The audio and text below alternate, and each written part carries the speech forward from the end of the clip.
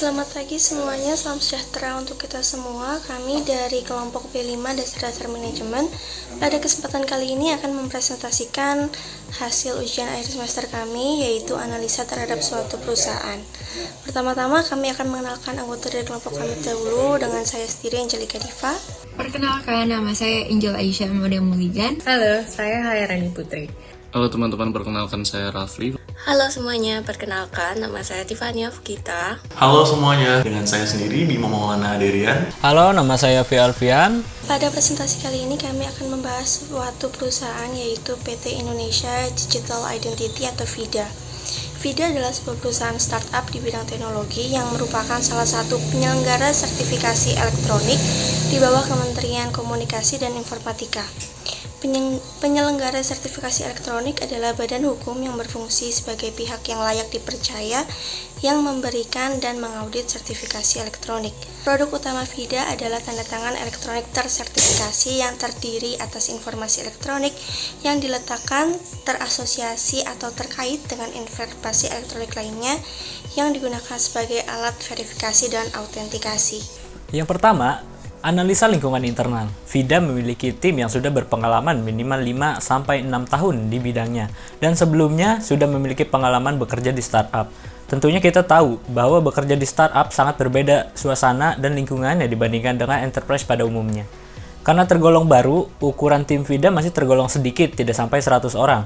Hal ini membuat koordinasi lebih mudah dan masih dinamis. Rata-rata level direktur dan manajer pun memiliki gaya manajerial yang sangat terbuka dan tidak kaku. Sistem komunikasi juga tidak top-down. Meskipun begitu, terkadang juga ada kendala komunikasi antar divisi, tapi lebih disebabkan oleh faktor bagian pekerjaan yang beda. Misalkan divisi produk atau engineering dengan divisi business development. Nah, selanjutnya saya akan menjelaskan mengenai analisa lingkungan eksternal. VIDA sebagai sebuah perusahaan yang berbasis teknologi tentunya sangat dipengaruhi oleh faktor-faktor lingkungan eksternal. Contohnya seperti perkembangan dunia digital, demand di market yang menuntut perusahaan seperti VIDA harus selalu menginovasi produk dan solusi teknologinya. Keberlangsungan bisnis VIDA juga sangat dipengaruhi oleh faktor regulasi dan politik pemerintah. Karena VIDA berada di bawah pengawasan Kominfo, maka VIDA harus selalu patuh dengan regulasi yang ada dan juga harus bersifat dinamis dalam mengikuti perkembangan peraturan-peraturan pemerintah yang ada. VIDA mengadopsi struktur organisasi divisional, yang dimana departemen fungsional dikelompokkan dalam masing-masing kepemimpinan divisi. Kemudian struktur divisional seperti ini sangat ideal untuk dianut oleh VIDA.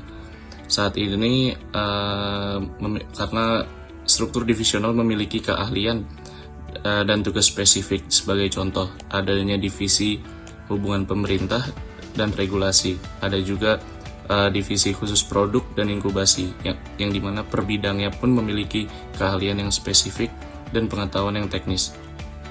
Kemudian dengan memilih struktur divisional, maka akan mempermudah adanya koordinasi di dalam tim, di dalam masing-masing bidang. Dan karena VIDA adalah sebuah startup yang berarti segi ukuran belum terlalu besar, sehingga terhindar dari hal-hal yang mengisolasi antar divisi, seperti kurangnya komunikasi dan lainnya. Kemudian membahas budaya organisasi. VIDA menganut budaya organisasi, mengadopsi perpaduan adokrasi dan market karena sangat dipengaruhi oleh eksternal, yang dimana VIDA harus berinovatif dan melakukan berpikir out of the box. Untuk perencanaan sumber daya manusia, VIDA memerlukan 54 orang karyawan yang terdiri dari: pertama adalah Chief Executive Officer yang bertugas sebagai pemimpin tertinggi di perusahaan dan bertanggung jawab ke dalam dan di luar perusahaan. Yang kedua adalah Chief Commercial Officer yang bertanggung jawab mengatur internal perusahaan dan bertugas untuk segala urusan menyangkut HR, administrasi, sampai urusan komersial yang diantara adalah Business Development, Marketing, dan Komunikasi. Chief Technology Officer yang bertanggung jawab untuk urusan riset dan pengembangan, teknik pengembangan solusi, sampai Quality Control. Ada Chief Operation Officer yang bertanggung jawab juga dalam urusan data, infrastruktur operasional, dan tata kelola manajemen resiko. Ada 2 orang dibutuhkan untuk menghandle finance dan accounting untuk mengurusi urusan keuangan.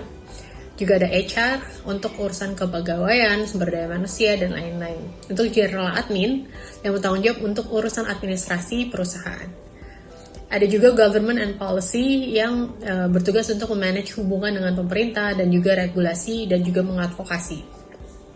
Ada business development yang bertanggung jawab dalam penjualan dan urusan klien. Di sini juga terbagi bagi BD yang mengurusi urusan enterprise. Yang terakhir ada marketing dan komunikasi yang bertanggung jawab dalam hal pemasaran dan komunikasi eksternal.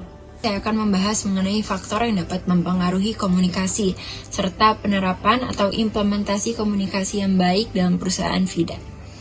Faktor yang mempengaruhi komunikasi dalam perusahaan FIDA sendiri adalah struktur organisasinya yang bersifat divisional, di mana hal ini dapat meningkatkan kemungkinan untuk terjadinya penyampaian informasi yang tidak sinkron. Serta jenis komunikasi yang dapat diterapkan dalam perusahaan ini juga jenis komunikasi informal, karena hal ini mengacu pada ukuran tim yang masih kecil, serta gaya manajerial yang tidak kaku yang sudah diterapkan dalam perusahaan FIDA. Dan mengacu pada struktur organisasi divisional yang telah diterapkan oleh perusahaan FIDA, maka penggunaan komunikasi baik secara oral maupun tertulis yang bersifat informal juga dapat diterapkan dalam perusahaan ini. Serta aspek etika juga harus diperhatikan dalam perusahaan ini, serta penerapan dari aspek etika juga merupakan hal yang sangat penting untuk diperhatikan. 5. Aspek etika yang harus diperhatikan terhadap organisasi yang dipilih, serta bagaimana mengimplementasikan penerapan etika tersebut.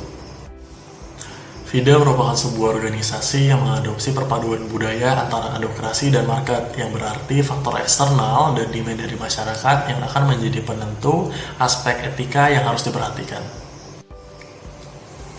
Sebagai bentuk etika berorganisasi, FIDA dapat melakukan sosialisasi kepada masyarakat tentang betapa pentingnya menjaga keamanan identitas digital.